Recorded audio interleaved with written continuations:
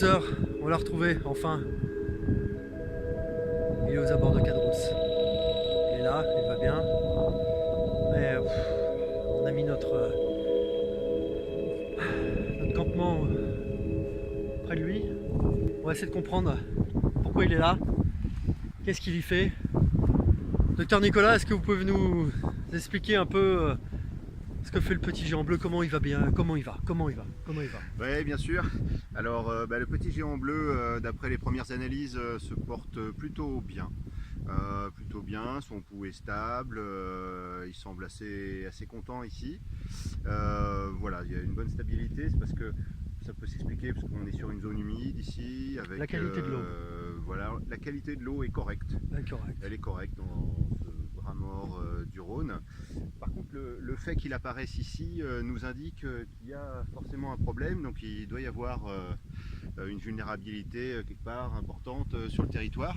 Donc peut-être que... Je propose d'appeler Docteur Barthélemy, s'il vous plaît. Docteur Barthélemy, est-ce que vous pouvez venir nous expliquer un petit peu, à votre avis, qu'est-ce qui se passe au niveau de la vulnérabilité aux abords de Cadrousse et pourquoi ce bras mort, enfin voilà.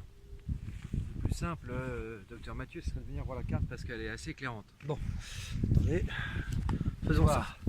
Alors, si vous arrivez à voir la carte, voilà, en prenant un peu de recul, on voit que ce matin on était au niveau du Rhône du Déversoir et en fait on voit sur la carte que toute cette zone est inondable, ce qui est normal puisque c'est une zone d'écrêtage des crues, c'est-à-dire qu'on fait exprès de la rendre inondable pour protéger l'aval, en l'occurrence Avignon. Et ce qu'on voit ici, c'est Cadrousse. Et hop, le rose là, c'est la digue. Et on voit que c'est un peu comme une île au milieu d'une grande zone d'expansion des crues. D'où la vulnérabilité du petit géant bleu. Donc on se trouve actuellement ici. On voit le bleu foncé, on est à quand même plus de 2 mètres de hauteur de crue sur des aléas exceptionnels.